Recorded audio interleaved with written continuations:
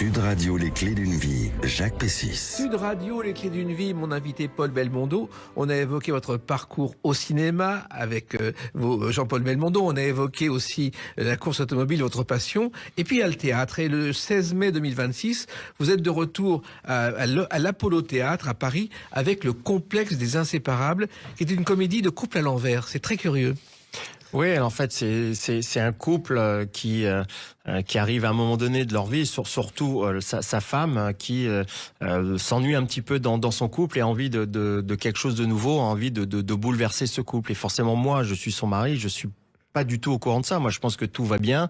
Et voilà. Et d'un seul coup, elle va me dire, en fait, non, qu'elle a envie que notre vie soit plus excitante, qu'elle soit plus moderne, qu'elle soit plus comme les autres, qu'elle soit différente. Et donc, je prends ça dans la figure et mais par amour, je vais la suivre. Mais en même temps, c'est l'antithèse des vaudevilles et des comédies de boulevard, puisque tout va bien dans le couple au départ.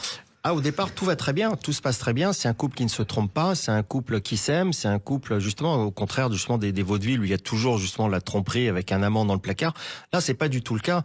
Là, au contraire, elle va arriver pour lui dire voilà qu'elle veut un peu de piment dans sa vie et elle veut que tout ça change et qu'on soit justement avec des gens qui divorcent, avec des gens qui se trompent, avec qu'on soit différents. Voilà. Et c'est aussi une question qu'on peut se poser. Est-ce que l'excès d'harmonie n'est pas une erreur finalement ?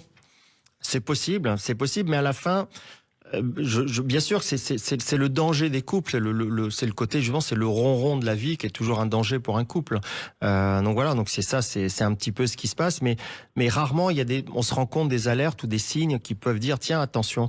Et là, ça arrive à un moment où elle lui dit non, voilà, on va faire ça et par amour, il va la suivre. Donc, mais c'est une comédie, hein. C'est une comédie sur la liberté d'être soi, justement. Oui, tout à fait. Et c'est aussi jusqu'où on est prêt d'aller en amour, jusqu'où on est prêt à suivre son compagnon ou sa compagne pour sauver son couple, en tout cas réussir son couple. Comment êtes-vous arrivé dans cette aventure, Paul Belmondo ? C'est Vincent Messager qui m'a. Alors. Ouais, si, c'est Vincent Messager qui m'a envoyé le metteur en scène, qui m'a envoyé la pièce, qui m'a demandé si je voulais la lire. Là, à ce moment-là, il jouait une pièce avec Andrea Ferréol et Alexandra Van der Noot et j'avais été les voir. Alors Andrea, j'avais tourné avec elle dans un film pour France 3, donc j'ai été les voir au théâtre. J'ai dit voilà, on s'est rencontrés et il m'a donné la pièce, je l'ai lue et puis j'ai dit qu'une fois que j'avais lu la pièce que ça me plaisait, que j'étais ok pour la jouer. Et Alexandra Van der Noot en plus, qui avait joué on la connaît parce qu'elle a joué dans Le Dîner de Con, dans Highlander, dans plein de séries. Oui. Et là aussi, c'est aussi une nouveauté de lui donner la réplique. Pour moi, alors je la connaissais, mais on se connaissait pas. Alors c'est vrai que c'est drôle parce que au Théâtre des Variétés, on avait fait la création du Dîner de Con. Oui. On a joué pendant de nombreux mois, même je crois 2 ans, on l'a joué.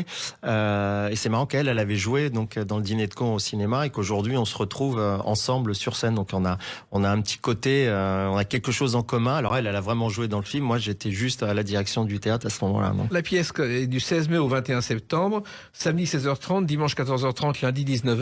Ça veut dire un été un peu chargé, mais ça vous gêne pas ? Non, ça me gêne pas. Comme je vous dis, c'est des expériences. Je suis ravi de passer l'été à Paris, de travailler. Voilà, je l'avais vu encore une fois, quand on avait le Théâtre des Variétés, où on accueillait justement des pièces l'été, et ça permet. C'est un autre public, c'est un public différent, et c'est une bonne chose. Oui. Finalement, votre avenir aujourd'hui, c'est le théâtre, Paul Belmondo ? Là, oui, parce que je sais que je joue derrière, après cette pièce-là, je joue je joue jusqu'en 2028, donc je sais que j'ai 2 pièces derrière, donc non, et celle-ci qui partira en tournée, donc c'est pour ça que j'ai jusqu'à 2028, donc question théâtre, je suis bien occupé et très heureux de ça. Et justement, c'est presque un second rêve que vous avez concrétisé ? Oui, non, tout à fait. Je suis ravi le jour où j'ai décidé d'arrêter de courir et d'être comédien. Alors, je pensais pas faire autant de théâtre, très sincèrement, mais aujourd'hui, je suis très heureux et j'ai vraiment beaucoup de plaisir à jouer au théâtre. J'ai passé la période que j'aime pas du théâtre, c'est-à-dire d'apprendre son texte. Maintenant, ça y est, je le sais, mais au début, je me dis c'est chiant d'apprendre le texte. Et puis une fois qu'on le sait, ça va. Ça va, oui. C'est-à-dire que vous n'avez pas à courir après le succès, il est là directement. On court toujours après le succès. Alors, continuez à courir de cette façon et aussi bien. Donc, je rappelle que cette pièce, Le Complexe des Inséparables, est à l'Apollo Théâtre à partir du 16 mai jusqu'au 21 septembre, samedi 16h30, dimanche 14h30, lundi 19h. Une bonne façon de passer ces week-ends. Oui. Merci Paul Belmondo et Merci. Puis à bientôt pour vos pièces suivantes. Avec plaisir. Les clés d'une vie, c'est terminé pour aujourd'hui. On se retrouve bientôt. Restez fidèles à l'écoute de Sud Radio.